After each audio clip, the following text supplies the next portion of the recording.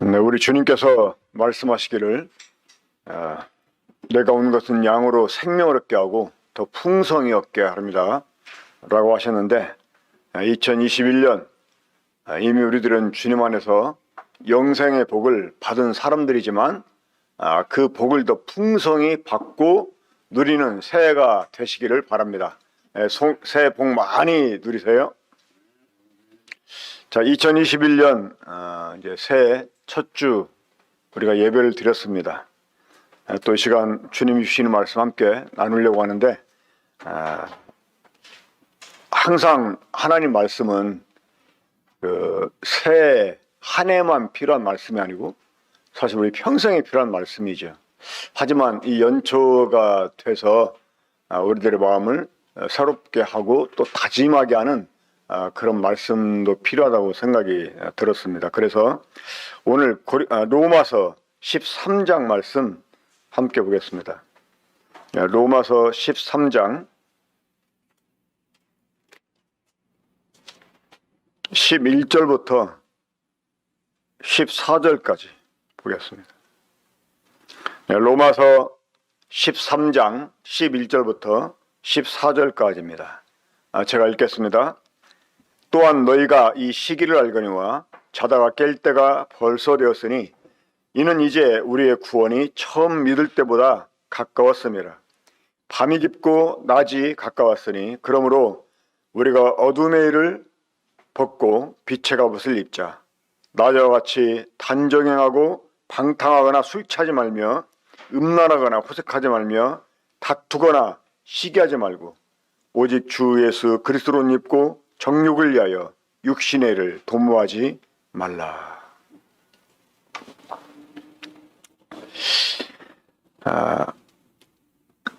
이 말씀 서두에 나와 있는 11절 또한 너희가 이 시기를 알거니와. 자, 이 시기를 알거니와 저는 어느 때보다 이 말씀이 정말 이 실감되어지는 그런 때를 우리가 살고 있다라고 생각을 합니다. 이 국제 정세의 변화라든가 아니면 기후변화 또 천재지변 그리고 오늘날 우리들이 고통받고 있는 이 코로나 바이러스의 창궐 자, 이런 것들을 볼 때 정말 이제 주님이 오실 때가 가까웠구나. 정말 주님이 문 앞에 계시구나 하는 것을 이렇게 실감하게 됩니다. 사실 주님이 다시 오신다고 하는 이 재림의 임박함에 대해서는 이 성경이 기록될 당시부터 이미 모든 성도가 갖고 있던 그러한 의식이었습니다. 그렇죠? 하지만 그때보다 지금 이제 실제로 이러한 것이 우리들의 눈앞에 참 닥쳐온 것을 우리가 보게 됩니다.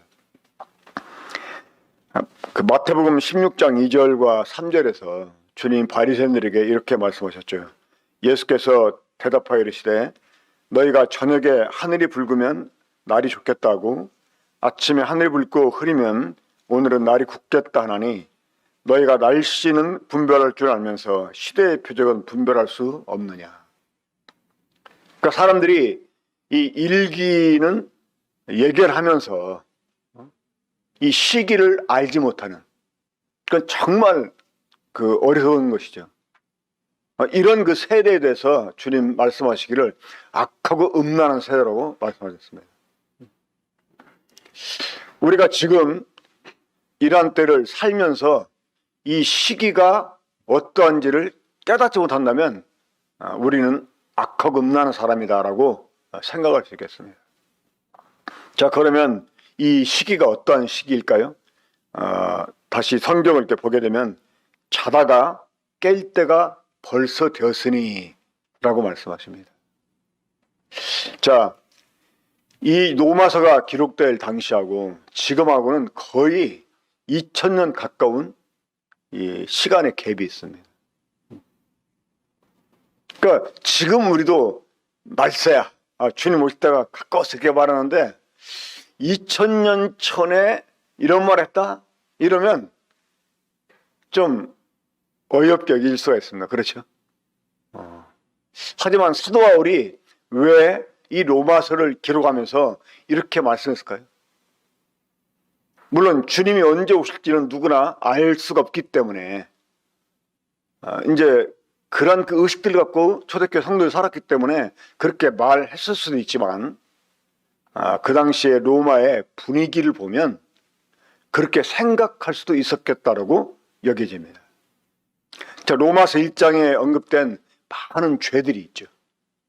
하나님의 진노가 하늘로부터 이 불의한 사람들에게 나타나게 되는데 이 사람들이 지은 이제 이 죄, 그러니까 이 선악하는 죄가 사람 속에 들어와서 그 사람들을 계속 타락해서 그들로 그럼 죄를 지키면 안 되는데 이 선악을 하는 죄가 사람 속에 들어와서 지키게 한 이 두드러진 죄가 있습니다. 뭐냐면 하나님을 바꿔치기 한 것입니다. 그래서 하나님이 아닌 것들을 하나님처럼 숭배하는 수많은 우상들을 만들게 된 거죠. 이 그리스 신화 또 로마 신화를 보면 이 신들이 얼마나 많았습니까? 또 그 신들을 위한 이 신전들을 얼마나 많이 지었습니까? 지금도 그 그리스를 가면 그런 신전들이 굉장히 많아요. 로마에 의해서 지배됐던 그 이전에 이 알렉산더에 의해서 정복당했던 이런 그 나라들을 가면 여전히 그런 신전들이 많이 남아 있습니다.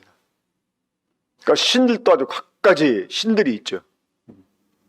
이 사도 바울이 아테네에 이르렀을 때 그 수많은 신전들이 있는 걸 보면서 마음에 분노가 일어납니다. 근데 그 갖가지 종류의 신전들을 만들어 놓았는데도 혹시 부족하지 않을까 해가지고 알지 못하는 신에게 해 라고까지 또 말하면서, 그러니까 사람들이 얼마나 많은 이 거짓 것들을 이렇게 섬겼는지 모릅니다. 그 결과로 사람들에게 보응이 주어지게 되고 이 사람들의 마음은 완전히 정말 쓰레기장이 되어가지고 정말 쓰레기 같은 이런 죄들을 막 범하게 됩니다.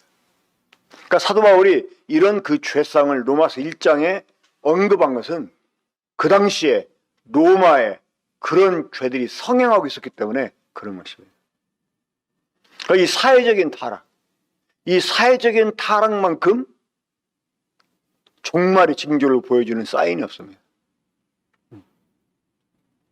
그럼 이 사회적인 그 타락은 어떠한 정도의 타락이냐? 이러한 죄들이 공공연하게 자행되는 거예요. 이러한 그 끔찍한 그 죄들이 자행되는 사람들이 아무렇지 않은 거예요. 그러니까 사회적으로 이 죄악이 관영하다 보면 이제 그거를 사람들이 당연시 여기는 거예요. 로마서 1장 마지막 부분에 있는 말씀이 어떤 말씀이었습니까? 사람들이 이 같은 일을 행하는 자를 보고 옳다고 한다는 거예요. 그러니까 그런 죄가 만연됐기 때문에 그런 죄를 행하는 것이 이상한 게 아니라 당연한 것처럼 생각한다는 거예요. 이렇게 죄악이 팽배한 사회, 그것처럼 이제 정말 마지막 때가 됐구나 하는 걸 보여주는 사인이 없습니다. 저 사람들이 막 그 저지르는 죄들을 보면 이구동성으로 하는 말이 있죠. 야, 말세구나, 말세 이렇게 말하면서. 그러니까 이런 그 죄악들이 팽배한 때였기 때문에 사도 바울은 이제 정말 주님 오실 때가 됐구나. 이제 이 노마가 망하게 되었구나.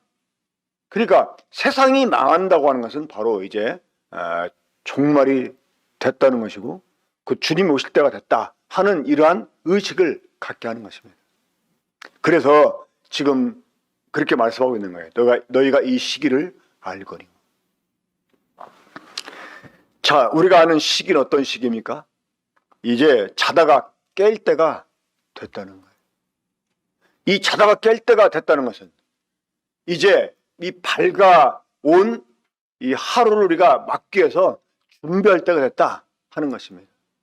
그 의로운 태양처럼 다시 오실 우리 주님을 맞을 때가 됐다 그 말입니다.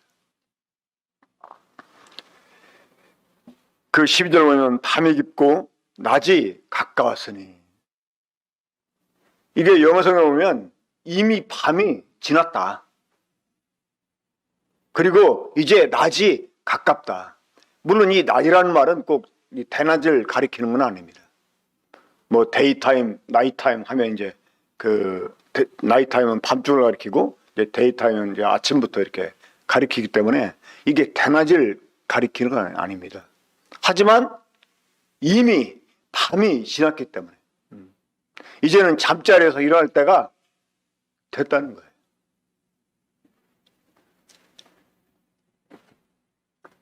사랑하는 여러분, 여러분들이 이제 아침에 좀 늦게 일어나가지고 아직도 막 정신이 막 혼미한 이런 상태에서 빨리 일어나야 되는데 빨리 이제 일어나서 좀 씻기도 하고 아침도 먹어야 되는데 이렇게 생각하는데요, 갑자기 전화가 왔어요. 그러면서 막 어떤 사람이 집에 막 방문한다는 거야. 거의 다 와가는데 이제 곧 도착한다고 이렇게 연락 온 거예요. 자, 그러면 여러분 어떻게 반응하겠습니까? 그래요?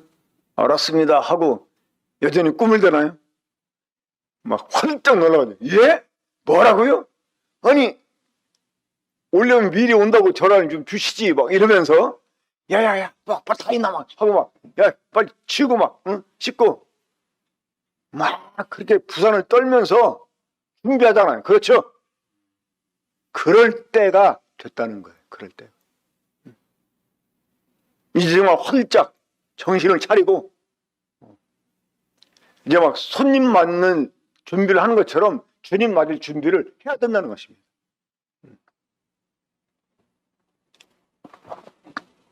자, 분명한 사실은 한 해 한 해가 지날 때마다 우리의 구원은 더 가까이 이른다고 하는 것입니다. 자, 내일이 오늘로 왔고, 그렇죠? 자, 내년이 올해로 왔습니다. 이것처럼 이 주님의 재림도 지금 우리에게 더 가까이 다가왔습니다. 마치 손님이 집에 들이 닥치는 것처럼 주님이 지금 우리들에게 더 가까이 오고 계셨다 그 말입니다. 그렇기 때문에 우리가 이러한 주님을 맞을 준비를 해야 된다고 하는 거예요. 자, 특별히 이제 여기에서 그 11절 그 후반에 우리 구원이 처음 믿을 때보다 가까웠다 하는 이 말씀. 우리 빌립보서 가지고 큐티를 가지면서 보았던 말씀 가운데 그런 말씀이 있죠. 두렵고 떨림으로 너희 구원을 이루라. 자, 우리가 구원을 받았다 이렇게 말하는데 사실은 그게 믿음으로 하는 말이죠. 하나님의 약속을 우리가 믿음으로 하는 말입니다. 하나님의 신실하심을 알기 때문에 믿음으로 하는 말입니다. 하지만 실제로 구원은 미래의 사건이에요. 주님이 오셔서 심판하기 전에 우리를 건져 주시는 거, 이게 진짜 구원이에요.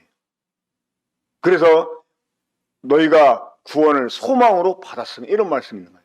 이 구원은 소망으로 받은 것입니다. 약속하신 하나님이 신실하시다, 이걸 우리가 알기 때문에 받았다라고 말하는 거예요. 물론 어떤 사람들은 이제 우리가 예수님 믿음으로 영의 구원을 받았고 나중에 이제 몸의 구원도 받는다 이렇게 말을 하는데, 사실 이 구원이라고 하는 것은 미래에 속한 일입니다. 우리 주님이 오셔서 세상을 심판하기 이전에 먼저 우리들을 따로 이렇게 불러내서 구원해 주시고, 하나님이 우리를 위해서 작정하셨던 그 모든 계획이 우리들에게 완성되게 되는 것, 이것이 바로 구원이에요. 자, 이러한 구원이 가까이 왔다는 거예요. 이 구원의 날이 이제 그 다가옴을 보면서 우리가 정말 두렵고 떨리는 마음으로 이 구원을 이루어야 된다고 하는 것입니다. 자, 그러면 이제 자다가 깰 때가 벌써 되었는데, 정말 우리가 이 시기를 이제 제대로 안다면 어떻게 해야 되겠습니까? 우리가 이 사회적인 분위기에 휩쓸려 가지고 이 죄에 대해서 무감각해지는 일을 조심해야 됩니다. 혹시 우리도 그런 일에 젖어 있지 않은가 생각을 하고 정말 정신을 차려야 됩니다. 우리 한번 에베소 5장 보겠습니다. 근래 이 나무향기 그 큐티 본문을 통해서 됐던 말씀인데 에베소 5장 보겠습니다. 자, 거기 보면 14절입니다. 그러므로 이르시기를 잠자는 자여 깨어서 죽은 자 가운데서 일어나라. 그리스도께서 너에게 비추이시리라 하셨느니라. 자, 잠자는 자는 분명히 죽은 자는 아닙니다. 그렇죠? 근데 잠을 잔다고 하는 것은 뭐예요? 죽은 자와 다를 바가 없다 그 말입니다. 자, 이 죽은 자들은 분명히 구원받지 못한 사람들입니다. 근데 이 생명을 가진 이 성도들이 죽은 자들 가운데 누워 있는 거예요. 그러면 어때요? 남들이 보면 죽은 사람처럼 보이는 거예요. 죽은 사람처럼.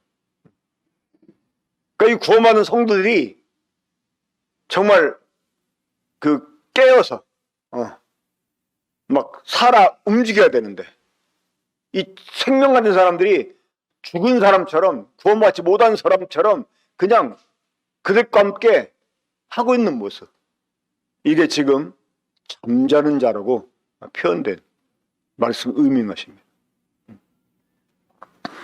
우리가 세상을 이렇게 살다 보면 어쩔 수 없이 사회적인 분위기에 휩쓸리지 않을 수가 없어요. 그런데 우리가 정말 정신 차리고 깨어있지 않으면 어떻게 돼요? 거기에 젖어들게 됩니다. 우리가 세상을 살면서 이 구원받지 못한 사람들이 가지려고 하는 거, 구원받지 못한 사람들이 누리려고 하는 거, 그런 것들을 성도들도 가져보고 싶고 누려보고 싶고 또 설사 그렇게 해도 그 죄는 아니에요. 이제 어느 정도껏 해야 되는 게 중요하지만 죄는 아닙니다. 근데 그러다가 보면 나중에 지나칠 수가 있어요. 거기에 빠져버릴 수가 있어요. 그 양심이 화인맞게 되면 무감각해지게 되고, 그렇게 되면 그것이 죄인 줄도 알지 못하고 자연스럽게 젖어들게 됩니다. 왜냐하면 거의 다 그렇게 사니까. 그러면 우리도 모르게 이 죽은 자처럼 잠에 빠져버릴 때가 있다고 하는 것입니다. 그래서 우리가 이제 정신을 차려야 되는데, 자, 이미 주님께서 우리들에게 빛을 비추고 계신다고 하는 것. 사실 성령님께서 이 빛을 우리들에게 계속 비춰주십니다. 가끔 우리들의 그 양심에 성령이 말씀해 주세요. 또 그렇게 살면 안 되지. 너는 그런 일 하면 안 되는 거야. 또 그렇게 말하면 안 되지. 또 그런 생각하면 안 돼. 이렇게 성령님이 계속 일깨워 주세요. 그럴 때 이 빛을 우리가 정말 비침을 통해서 정말 정신 차리고 깨워야 됩니다. 그래서 이제 우리가 이 시기가 지금 어느 때라는 걸 심각하게 파악을 했다면 우리가 어떻게 해야 되겠습니까? 이 로마서 13장 그 13절, 12절 그 뒷부분에 있는 것처럼 우리가 어두움의 일을 벗고 빛의 갑옷을 입어야 되겠습니다.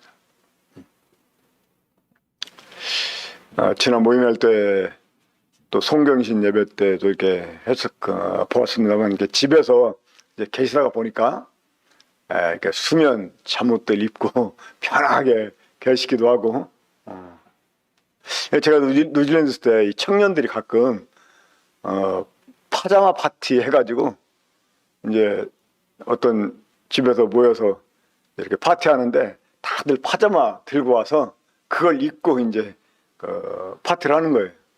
아마 뭐 가족적인 분위기를 만들고 싶어서 그런지 모르지만, 근데 이제 보면서 자, 그런데 우리가 이제 그런 옷을 입고 잠자리에 들잖아요. 요즘은 그 가끔 이 젊은 애들 보면 동네 이렇게 밤에 가끔 나가다 보면 어떤 때는 그거 입고도 막 나와 돌아다니는 애들도 있긴 하더라고. 근데 우리가 집에서 혹은 저녁에 잘 때 입는 옷하고 우리가 밖에 나올 때 입는 옷 다르잖아요. 그렇죠? 이제 이 자다가 깰 때가 돼서 이제 우리가 주님이 곧 오시겠다 하는 이런 생각을 하면서 우리가 이제 주님 맞을 준비를 해야 되는데 제일 먼저 뭘 어떻게 해야 돼요? 어둠의 일을 벗고 빛의 갑옷을 입는 일을 해야 된다고 하는 것입니다. 자, 그러면 어둠의 일, 곧 우리가 벗어야 되는 어둠의 일은 어떤 일이고 우리가 입어야 되는 빛의 갑옷은 무엇일까요? 자, 먼저 우리가 벗어야 되는 이 어둠의 일 보겠습니다. 자, 13절 보면 낮에와 같이 단정행하고 방탕하거나 술 취하지 말며 음란하거나 호색하지 말며 다투거나 시기하지 말고. 자, 특별히 이제 여기서 술 취하지 말며 이 단어에 대해서는 모임의 성도들한테는 별로 해당되지 않을 것입니다. 그렇죠? 하지만 이 로마 시대 때는 이 술이라고 하는 것이 그냥 보편화되어 있었고 성도들에게도 이 술에 대해서 사실 성경은 그렇게 엄격하지만 않았습니다. 말 그대로 정말 취하지 말라고 그랬지 마시지 말라 이런 말씀은 없어요. 술 마시는 사람들이 막 그걸 많이 이제 이용을 하잖아요. 아니, 성경에 술 취하지 말라고 그랬지 마시지 말라는 말이 어딨냐? 근데 그거 틀린 말은 아닙니다. 하지만 이제 사역자들은 마시지 않았던 것 같아요. 이 사도 바울이 디모데에게 너의 비상하는 그 병 때문에 포도주를 조금 쓰라 이렇게 말씀한 거 보면 디모데 같은 경우는 포도주를 전혀 입에 대지 않았다고 하는 거죠. 저도 옛날에 위장에 문제가 있어가지고 세브란스 병원에 검사를 갔더니 의사가 그러더라고. 일주일에 술은 얼마나 드십니까? 그래서 딱 한 번 마신다고. 얼마나 마시는데 교회 성찬 시간 때 마신다고. 자, 그러니까 이제 이 술 취하지 말라 이렇게 말씀한 것은 그 당시 로마 시대 때는 이 술이 보편화가 돼가지고 마치 음료처럼 마셨어요. 그래서 이제 이런 말씀인데 지금은 성도들이 이제 술을 이렇게 금하잖아요. 뭐 취하지 말라라고 말씀했지만 아예 술을 이렇게 보지도 말라라는 잠언의 그 말씀도 있고 하니까 이제 우리가 술에 대해서는 이렇게 별로 관심을 갖고 있지 않습니까? 그러니까 어떻게 보면 술 취하지 말라 이렇게 하는 이 말씀은 직접적으로 성도들에게 해당이 안 될 수가 있습니다. 하지만 우리가 이 술 취하지 말라라는 말을 우리 성도들에게 만약에 적용을 시킨다면 꼭 술뿐만 아니라 우리가 다른 것에 많이 취하잖아요. 그렇죠? 특히 취미 생활에 취하면 막 정신 못 차리잖아요. 우리가 무언가 하나 딱 꽂히면 그거에 취하게 되면 그것을 위해서는요 돈을 써도 안 아까워요.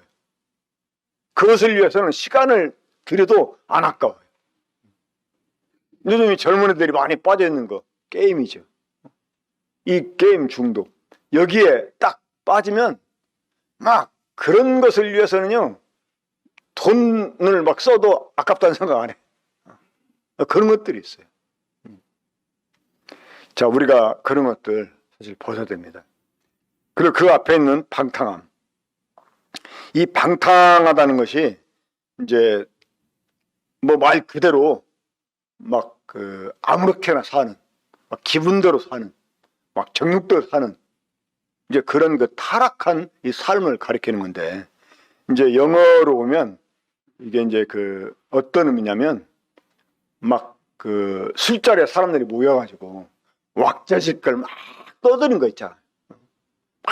큰 소리 쳐가면서 야 그러면서 막 야 우리 한번 오늘 막 마음껏 취해보자 막 우리 한번 기분 내봐 하면서 막 떠드는 거.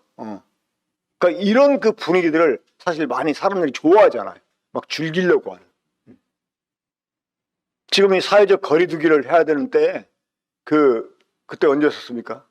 10월 31일 할로윈 데인가? 그때 막 이 서울 그 중심가의 그 막 이 나이트클럽 이런데 막 사람들이 몰려들어가지고 그러니까 그런 분위기들을 막 좋아하는 거예요. 그런 분위기들. 근데 가끔은 성도들도 그런 분위기에 정신줄 놔버리는 경우도 있습니다. 뭐 함께 먹자고 모이면 먹으면서도 계속 먹는 얘기하고 그래서 막 유쾌하게 막 떠들고 막 그러는데 사실 우리가 그런 일도 좀 경계해야 됩니다.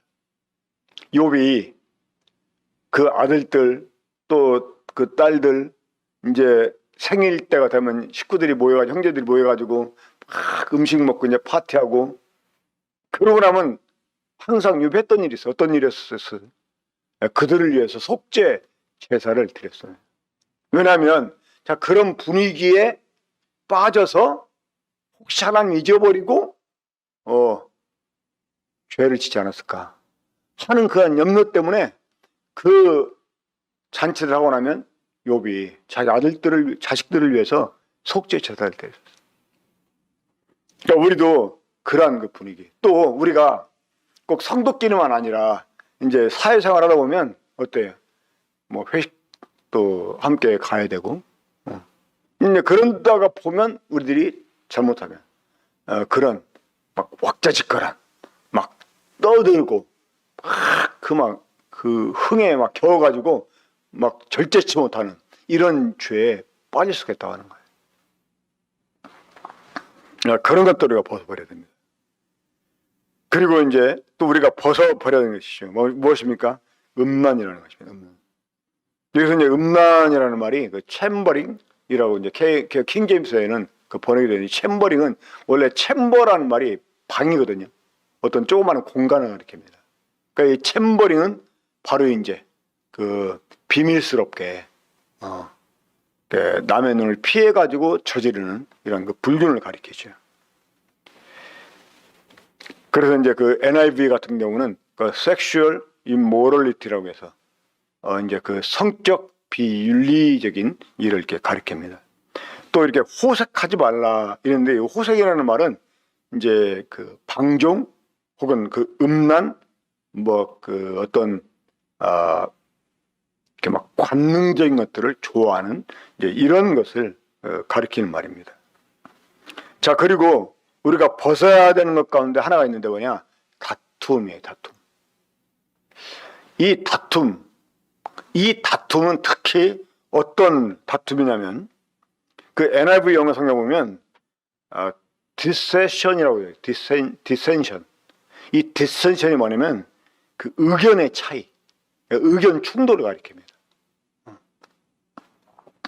그 잉글리시 스탠더드 버전 보면 그 쿼렐링이라고 되어 있는데 이 쿼렐링은 말다툼을 가리켜요.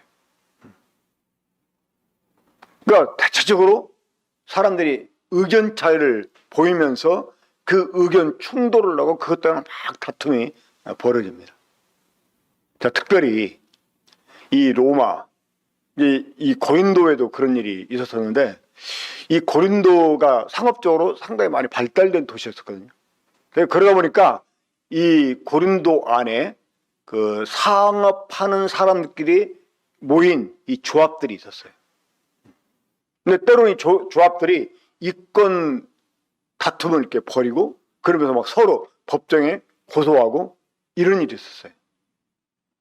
근데 교회 안에 서로 다른 조합원들이 형제로 있었어요. 근데 교회 안에 들어서 형제지만 나가면 완전히 경쟁 상대야. 이래가지고 막 계속 막 서로 소송하고 이런 일이 있어. 그러니까 이 교회 안에서 되어진 일 때문에 요즘은 막 법에 고소도 하고 그러잖아요. 근데 이 고린도에서 교회 안에서 성도 다퉈가지고 그것 때문에 고소하고 그런 건 아니에요. 그 밖에서 서로 다른 조합에 속해가지고 그 이권 다툼을 하면서 막 소송하고, 근데 이제 형제임에도 불구하고 돌 앞에서는 형제가 뭐가 없어 막 이렇게 이제 그런 게 있었는데, 이 로마에서도 그런 게 참 많았던 것 같아요. 로마에서. 그러니까 로마 교회 안에서 성도끼리 그런 다툼들이 많이 있었던 것 같아요. 자, 빌립보서에서도 유오디아와 순두개를 권하는 이렇게 말했잖아요. 저 유오디아라는 이름의 뜻이 뭐라고 그랬죠? 순항하다, 순항하다. 그러니까 순두개는 그 뜻밖의 일어난 일들입니다. 뜻밖의. 그러면 교회 안에서 유오디아 같은 사람들이 있어요. 자, 어떤 사람들일까요? 뭐든지 다 순리적으로, 뭐든지 다 합리적으로, 서로 의논도 해 가면서 이렇게 일을. 근데 어떤 사람들은 그런 게 믿음으로 안 보이는 거예요. 아이, 그냥 믿음으로 하면 되지 이러면서 하나님의 기적을 바라고, 하나님이 도와주시면 하는 거지, 뭘 그런 걸 따지고 그러냐고. 언제 우리가 돈으로 주님 섬겼어요? 아이, 주의 일은 돈으로 합니까? 이러면서 막, 아이, 주님이 하라면 하는 거지, 뭐 의논해서 해요? 하면서 막 믿음으로 하자고 막 몰아붙이는 사람들이 있어요. 그런 사람이 순두개 같은 사람이에요. 그러면 둘 다 사실은 좋은 뜻을 하는 거야. 그렇죠? 다 주님을 위해서. 둘 다 틀린 게 아니에요. 근데 그것 때문에 막 다툼이 일어나요. 그것 때문에. 그래서 주님한테 같은 마음을 가져라. 그러니까 우리가 어떤 똑같은 목표를 갖고 있지만 그 목표에 이르는데 방법을 달리할 수 있잖아요. 그렇죠? 그러니까 서로 다른 방법들에 대해서 인정하는 그런 마음을 가져야 되는데, 그렇지 않고 내 방법대로, 아니면 잘못된 것처럼 생각하는, 이것 때문에 의견 다툼이 일어납니다. 그러면 교회가 어떻게 될까요? 아무것도 못합니다. 한쪽이 그냥 떨어져 나가든지, 아니면 계속 의견 다툼하다가 그냥 교회가 아무것도 못하고 모든 게 스톱돼 버리는, 이러한 이제 아주 막 불미스러운 일들이 발생하게 되죠. 그러니까 이런 것들 우리가 벗어버려야 됩니다. 그리고 시기, 뭐 이제 우리가 시기하면 대체적으로 뭐 무슨 의미인지는 다 압니다만은 이 부분에 대해서 다비 형제님이 번역한 성경 보면 뭐라고 되어 있냐면 경쟁, 에뮬레이션이라고 하는 이 단어를 사용했는데, 이게 경쟁한다는, 경쟁. 그러니까 이 경쟁심, 우리가 주님을 위해서 정말 어떤 사람이 행하는 일을 보고 도전을 받고 나도 정말 저 형제처럼 해야 되겠다, 아니면 저 형제보다 더 주님을 잘 섬겨야 되겠다, 이런 마음을 갖는 건 좋은 일이죠. 근데 막 서로 막 지나친 경쟁심으로 막 시기하고 해가지고 사람들을 막 자꾸 깎아내리려고 하고. 사실 여러분 보세요. 우리가 이제 흔히 뭐 형제교회 이런 식으로 얘기하는데, 형제교회입니까? 아니잖아요. 주님의 교회지.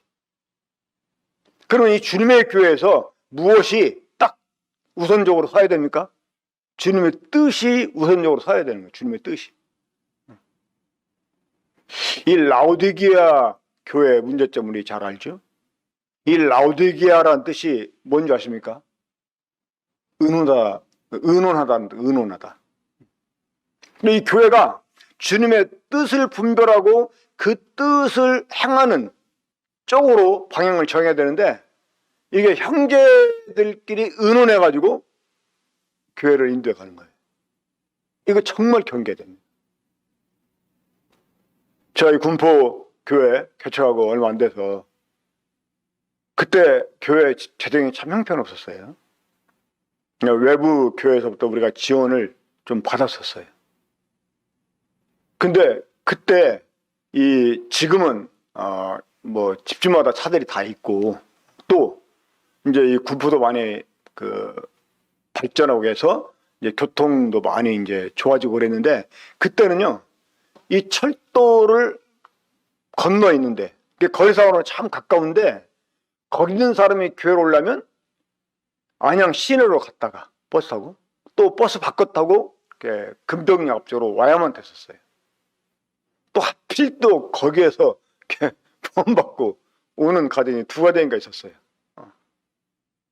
이러다 보니까 차가 있었으면 이런 마음이 있었습니다.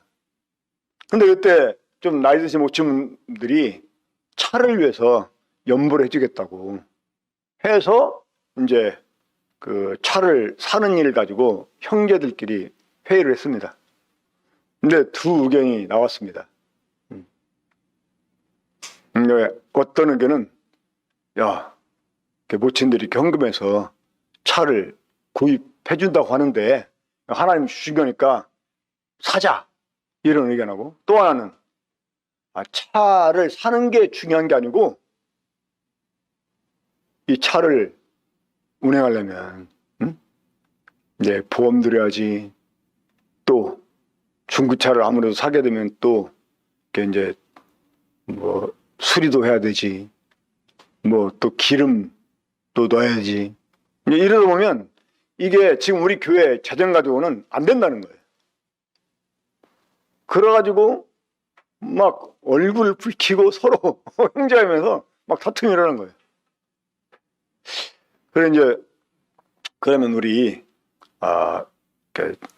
아직 오늘 결정하지 말고 한 주간 더 기도하고 기다렸다가 다음 주에 의논하자 하고 이제 일단 마무리를 했습니다. 근데 그날 밤에 자려고 누웠는데 마음이 너무나 안 편한 거예요. 막 주님이 저를 막 책망하시더라고요. 근데 주님이 저를 책망한 게 뭐였냐면, 네가 내 교회를 라오디게아 교회로 만들었다는 거예요. 이 차를 사는 게 주님 뜻이냐 아니냐, 이거를 사실은 형제에서 의논해야 했던 거예요. 사실은 그렇잖아요. 근데 형제들의 의견을 물었던 거예요. 사실 이전에 우리는요 회의를 하잖아요. 그러면 성경 들고 회의했었습니다. 말씀에 이렇게 성경에 이렇게 말씀하고 있는데 이게 주님의 뜻 같다고 생각한다고, 이런 식으로 해가지고 주님의 뜻이 무엇인지 의논해서 거기에 결론을 딱 우리가 함께 가지고 회의를 마쳤거든요. 그러니까 주님의 뜻이라고 하는 게 확실해지니까 성도들과 함께 협력하고 그랬어요. 근데 언제부턴가 회의하면 말씀은 안 나와요. 그래서 이제 내 생각에는, 내가 생각할 때는, 내가 볼 때는, 이런 식으로 하면서 이제 사람들이 그래가지고 좀 더 합리적으로 좋게 생각되는 부분 이제 함께 결론을 갖고 회의를 마치게 됩니다. 근데 그날 저녁에 너무나 고통스러워서 주님 앞에서 기도했습니다. 주님이 잘못했다고, 내가 이 주님의 교회를 형제교로 만들었다고 주님 앞에 자백하고, 이제 계속 주님 그러면 말씀을 달라고 기도했었어요. 근데 이제 목요일쯤 됐는데 저는 이제 주님이 토요일쯤 말씀을 주지 않을까, 이제 주일날 형제회 앞두고. 근데 이제 어느 날 예배당 청소를 하고 또 사무실 청소하고 이랬는데 자꾸 청소하는데 이렇게 성경을 이렇게 열 그런 부담을 주님 주시더라고요. 그리고 난 토요일쯤 생각하고, 근데 네가 토요일까지 말씀을 달라고 했지만 꼭 토요일날 주는 게 아니잖아, 그렇잖아요. 그런 마음을 주님 갖게 해가지고 이제 청소하던 걸 멈추고 성경 열었어요. 근데 대체적으로 하나님이 그런 류의 말씀을 주실 때 보면 시편 아니면 잠언에서 많이 주시더라고. 그런데 시편을 열려고 하는데 우연히 잠언을 딱 폈어요. 잠언 아마 14장인가 그랬던 것 같아요. 거기에 이런 말씀이 있더라고. 그러니까 소가 없으면 구유가 깨끗하려니와 소의 힘으로 얻는 것이 많으니라. 뭐 이제 그 소가 그 일꾼을 가리키는 걸로 이제 사도 바울은 고린도 전서에서 인용하기도 이제 그랬었는데, 제가 이제 그 소를 이제 차에 한번 빗대가지고 말씀을 다시 읽어봤어요. 그러니까 소가 없으면 구유가 깨끗해. 그러니까 차가 없으면 돈 들 일이 없지만 차의 힘으로 얻는 게 많다. 그러다가 이건 주님이 사라는 거구나 하고 이제 형제들한테 전화했어요. 내가 이제 그 문제 가지고 기도했는데 주님이 이렇게 말씀 주셨다 하니까 형제들이 다 이구동성으로 그럼 주님이 차 사러 가시는가 봐요 해가지고 뭐 형제회 했는데 그냥 일찬 마음으로 해가지고 차를 봉고 9인가 한 거 그걸 이제 구입하게 되었습니다. 우리가 그 주님의 일을 하는데 일치한 방법 갖는 것도 중요합니다. 근데 그 일치한 방법까지 사실 서로 다른 방법들에 대해서도 의논을 우리가 존중을 해야 됩니다. 하지만 우리가 그 일치한 의견을 갖게 될 때 중요시 여겨야 되는 게 있다는 거예요. 뭐냐면 주님의 뜻입니다. 그러니까 돈이 있어도 주님이 사지 마 그러면 사지 말아야 되는 거예요. 그렇잖아요. 돈이 없어도 주님이 사 그러면 믿음으로 사야 되는 거예요. 그 어떤 형제가 이제 차를 무지하게 좋아하는 형제가 있었는데 막 그때 새로운 차가 막 나왔었어요. 현대에서. 그거 딱 지나가려고 보더니 내가 저거 꼭 사야지 이러더라고. 돈도 없으면. 그래 옆에서 그게 무슨 말이냐. 형제가 돈이 있어서 저 차를 살 수 있어도 주님이 주시면 좋겠다 이렇게 말해야지 그 돈이 형제 돈이냐. 지금 살 형편도 안 되는데. 그게 의미가 그게. 사실 우리가요 불신하는 거 아주 쉽게 할 수 있어요. 우리들의 말로. 그 말라기서를 보면 하나님이 이스라엘 백성들에게 그 막 불평 같아서 책망하시잖아요. 근데 이스라엘 사람은 뭐라고 반응하겠어요? 우리가 언제 그랬냐고.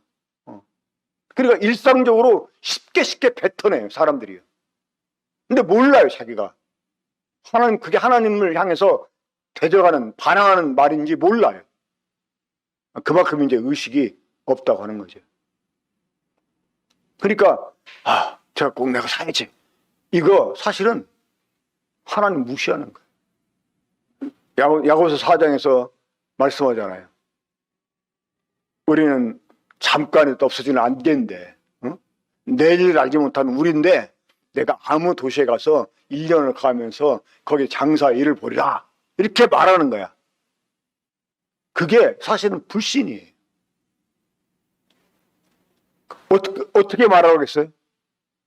주의 뜻이면 우리가 살기도 하고 이것도 하고 저것도 하리라 이렇게 말해야 되는데 그냥 내가 이렇게 해야지. 여러분 이거 불신이에요. 우리는 너무나 생각 없이 불신의 죄를 범해요. 하나님 인정하지 않는 이런 죄를 범하는 거예요. 우리가 이런 것들 벗어버려야 됩니다. 그리고 범사에 우리가 주님을 인정하면서 이 오늘날 오마이 갓 아니면 오막 지저스 크라이스트 이런 그 말들이 영어권에서는 이 욕으로 사용되고 비아냥 거리는 말로 사용이 됩니다. 근데 이런 말들이 그 유행되게 된 이유가 무엇 때문일까요? 성도들이 말끝마다 오마이 갓 또 주님 이런 식으로 이제 말을 하는 거예요. 그걸 이제 이 비아냥거리기 위해서 이제 안 믿는 사람들이 사용하다가 욕처럼 지금 바뀌어버렸는데 사실 이 불신자들이 하나님의 이름을 망령되이 일컫는다 할지라도 우리는 정말 말끝마다 이 주님 의식하는 말들을 해야 됩니다. 그래서 우리가 교회를 향할 때 때로는 정말 합리적이지 않을지라도 믿음이 요구되는 일에는 우리가 믿음으로 일을 저지를 필요가 있습니다. 주님을 의지하고. 하지만 아무리 막 그러고 싶어도요, 주님이 못하게 하면 우리가 그것을 또 내려놓고 때를 기다릴 줄 알아야 되고 그래야 되는 거예요. 그러니까 이 주님의 뜻을 우리가 사실은 먼저 생각을 해야 됩니다. 자, 이제 마지막으로 그럼 우리가 이와 같은 것들을 벗어버리고 우리가 무엇을 입어야 되겠습니까? 자, 우리 마지막 절 한번 다시 보겠습니다. 오직 주 예수 그리스도로 옷 입고 정욕을 위하여 육신의 일을 동하지 말라. 자, 이 정욕을 위하여 육신의 일을 동하지 말라 하는 말씀이 이미 이제 앞에서 보았기 때문에 그와 같은 거 하지 말라는 것이고 벗어버려야 되는 거죠. 이제 무엇을 입어야 된다고요? 네, 주 예수 그리스도로 옷 입고. 자, 주 예수 그리스도로 옷 입고 하는 말을 다른 말로 하면 뭐라고 말할 수가 있을까요? 우리 교회의 2021년 목표 뭐죠? 닮음과 섬김 중에서 닮음. 그러니까 예수 그리스도로 옷 입고라는 말은 닮음. 자, 이미 성도들은 예수 그리스도로 옷을 입었습니다. 언제? 예수 그리스도를 믿음으로 침례받을 때 옷 입었어요. 이 갈라디아 3장 27절 보면 누구든지 그리스도와 함께 이렇게 침례를 받은 자는 그리스도로 옷 입었다라고 말씀합니다. 그러니까 우리가 주님을 믿음으로 주님으로 이미 옷을 입었어요. 하지만 그것은 속은 입은 거예요. 속은. 우리가 예수님을 믿음으로 의롭다함을 받았다. 이것은 속은 입은 거야, 사실은. 그러니까 성도들이 입어야 되는 또 다른 옷이 있죠. 어떤 옷이었습니까? 이 세마포. 그 세마포가 무엇이었어요? 성도들의 옳은 행실이라고 말하고 있습니다. 그러니까 지금 이 로마서 13장 14절에서 오직 주 예수 그리스도로 옷 입고라는 말은 이제 기본적으로 우리가 예수님 믿음으로 이제 의롭다함을 받고 예수님 옷 입은 그걸 말하는 게 아니라 이제 예수 그리스도를 우리가 겉옷처럼 입어야 된다는 거예요. 그러면 옷이라고 하는 건 뭡니까? 옷이라는 것은 밖에 드러나 보여지는 거예요. 이게 똑같은 사람이 옷을 어떻게 했느냐에 따라 가지고 완전히 다른 사람처럼 보입니다. 그렇죠? 물론 멋있는 사람은요 아무리 캐내봐도 멋있게 보여. 그럼 많은 사람들이 모델들이 입고 있는 옷, 멋있게 보이니까 자기도 입으면 똑같이 멋있게 보일 줄 알고 이제 사 입기도 하고 막 그러는데, 자, 하지만 이 똑같은 사람이지만 어떤 옷을 입느냐, 또 어떻게 옷을 입느냐에 따라 가지고 전혀 다른 사람처럼 보입니다. 그래서 나온 말이 이제 의복의 날개다 하는 말이 있잖아요. 그러니까 옷만 잘 입어도 돋보여요. 옷만 잘 입으면 정말 멋있게 보여요. 우리가 그렇게 예수 그리스도 옷을 입어야 된다는 거예요. 그러니까 우리들에게서 예수 그리스도가 보이게 해야 된다는 거예요. 사실 예수 그리스도로 옷 입고라는 말은 이게 지금 간단하게 딱 함축해서 하신 말씀이기 때문에 그렇지 우리가 이제 사실 입어야 되는 옷이 굉장히 많죠. 그렇죠. 이 성경에서 옷 입고라는 이런 이제 표현들 가운데 뭐 겸손, 온유, 오래 참음, 자비 뭐 이런 것들이 막 나오지 않습니까? 그러니까 이 예수 그리스도 옷 입고라는 말은 다른 말로 뭐라고요? 닮음. 그러니까 주님을 닮아가는 것을 말하는 것입니다. 자, 이제 올해 2021년 우리 멋진 옷을 입고 다니십시다. 주 예수 그리스도라고 하는 이 멋진 옷을 입읍시다. 그래서 어떤 형제나 어떤 자매를 딱 봐도 보이게, 누가? 주 예수 그리스도가 보이게. 딱 말만 해도 주님이 보이게. 어떤 행동을 하면 주님이 보이게. 이렇게 주님으로 옷 입는 한 해가 되시기 바랍니다. 그럼 우리가 이렇게 주님으로 옷 입어야 되는 이유가 무엇 때문입니까? 주님을 맡기 위해서. 그러니까 어느 때라도 주님이 오시면 뭐 당황하지 않고 주님을 만날 수 있는. 제가 요즘은 이제 옷을 이런 집회 때 말고는 좀 캐주얼하게 입고 다니는데, 이 뉴질랜드 가기 전부터 좀 그랬던 것 같아요. 뉴질랜드 가서는 뭐 이제 뭐 더 했고, 왜냐면 뉴질랜드 사람들은 옷 입는 거 정말 신경 안 써요. 심지어 이 설교자도 넥타이 안 합니다. 그냥 칼라가 있는 셔츠 입고 올라와서 막 설교하고 그래요.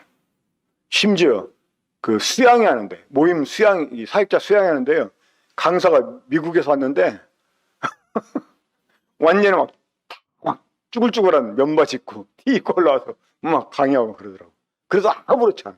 근데 모임만 아니라 이 교파, 그 제일 큰 교회가 있었거든요, 오클랜드에. 그 순복음교회 개통이었는데, 이 그 오순절주의. 근데 그때도 강사가 미국에서 왔는데 넥타이 같은 거 전혀 안 해요. 근데 그 전에는요, 제가 집에 있을 때도 넥타이 메고 있었어요. 이 양복이 평상복이었어요. 항상 이렇게 이제 사역자는 그래야 한다 해가지고. 뭐 그러니까 집에 있는데 뭐 갑자기 누가 보자. 뭐 그래도 뭐 시간 전혀 걸릴 거 없어요. 이미 다 준비된 상태로 있으니까, 비록 우리들의 몸에 걸치는 옷은 아무렇게 봐도 상관이 없겠습니다만은, 우리 주님 만날 때 우리도 주님 같은 이런 옷을 입고 주님 만나야 되지 않겠습니까? 이러한 늘 준비된 상태로 살아가는 올해 한 해가 되었으면 좋겠습니다. 그리고 우리 주님을 닮아가는 이러한 군포 보는교회 성도들이 되었으면 좋겠습니다. 함께 기도하고 마치겠습니다. 우리 사랑하시는 아버지 하나님, 이제 우리의 구원이 우리가 처음 믿을 때보다 훨씬 더 가까워졌고, 이 로마서의 말씀이 기록될 때보다 정말 주님 오심이 얼마나 더 임박해졌는지요.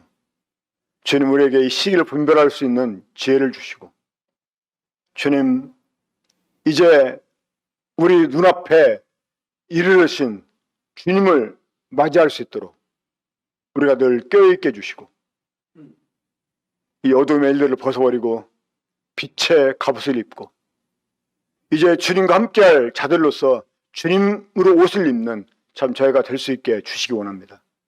그래서 어느 때라도 주님이 오신다고 할 때 우리가 당황하지 않고 두려워하지 않고 아멘 주 예수여 오시옵소서라고 말할 수 있는 그러한 모습으로 우리가 살게 되기 원합니다. 특별히 이러한 일에 진보를 이루는 한 해가 될 수 있도록 주께서 군포 번영교회 모든 성도들에게 참 복을 주시고 온전히 일깨우시옵소서. 계속해서 이 빛을 비춰주시고 죽은 자 가운데 누워있지 않게 해주시고 일어나서 빛의 갑옷을 입고 살아가는 성도들 될 수 있게 주시기 원합니다. 주신 말씀 감사드리오며 주 예수 그리스도 이름으로 기도합니다. 아멘. 이상으로 마치겠습니다.